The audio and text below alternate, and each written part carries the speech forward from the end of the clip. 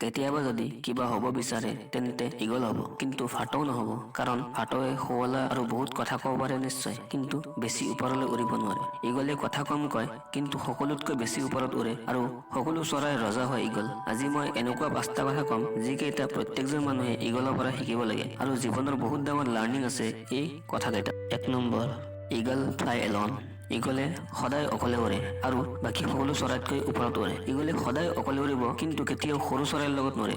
ইগলে হয়তো ইগলৰ লগত উৰিব আৰু নহলে অকলে উৰিব। আৰু এইটোৰ পৰা জানিব পাৰি যে সদায় তুচ্ছ চিন্তা কৰা মানুহৰ পৰা দূৰত থাকিব লাগে আৰু নহলে অকলে থাকিব লাগে। কাৰণ এইটোৱে সেইটো সময় হয় যেতিয়া নিজকে ভালদৰে চিনিব পাৰি। তুচ্ছ চিন্তা কৰা মানুহৰ লগত থকাতকৈ অকলে থকা বহু গুণেই ভাল। আৰু অকলে থাকিলেই নিজকে বহু ভালদৰে চিনিব পৰা যায়। আৰু জীৱনৰ লক্ষ্যবোৰ অকলে থাকিয়েই পাৰ কৰিব লাগিব।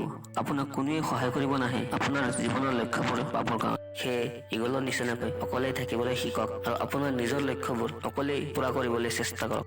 2 নম্বৰ, ইগলৰ দৃষ্টিশক্তি বহুত স্পষ্ট আৰু বহুত ষ্ট্ৰং হয়। ইগলে নিজৰ চিকাৰক 5 কিলোমিটাৰ দূৰৰ পৰাই দেখা পাই যায় আৰু যেতিয়া এবাৰ নিজৰ লক্ষ্য দেখা পাই যায় তাৰ পিছত লাগিলে তাৰ ৰাস্তাত যিমানেই কাঁইট নহওক কিয় সি নিজৰ লক্ষ্য পাইহে এৰে। এইটো বাৰু এটা বহুত ডাঙৰ কথা শিকিব পৰা যায় যে নিজৰ দৃষ্টি সদায় স্পষ্ট ৰাখক আৰু সেইটো পাবলৈ ৰাস্তাত যিমানেই কাঁইট নহওক গৈ কিয় কেতিয়াও পিছুৱাব নালাগে। সেই ইগলৰ নিচিনাকৈ সদায় এটা নিৰ্দিষ্ট লক্ষ্য নিৰ্ধাৰণ কৰক আৰু সেইটোক পাবলৈ যিমান প্ৰয়োজন হয় কষ্ট কৰি যাওক আৰু যেতিয়ালৈকে সেই লক্ষ্যটো পাই নাযায় তেতিয়ালৈকে চেষ্টা কৰিয়ে থাকক।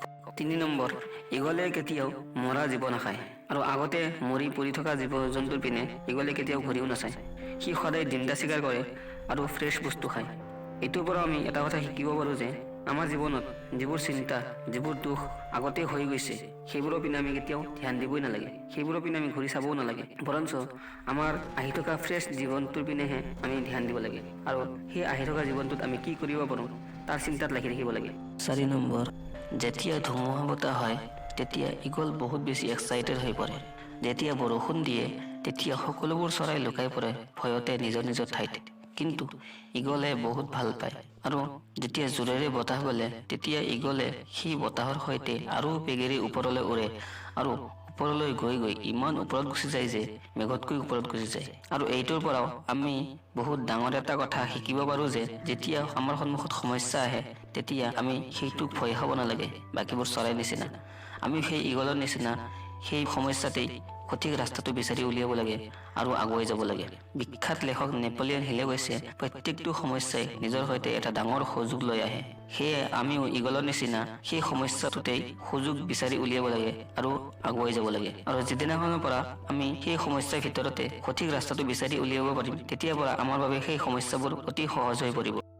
5 নম্বৰ, ইগলে নিজৰ বাহৰ পৰা সদায় চফ্ট ঘাঁহবোৰ উলিয়াই দিয়ে যাতে ইগলৰ পোৱালীবোৰে তাত কমফৰ্টেবল হ'ব নোৱাৰে।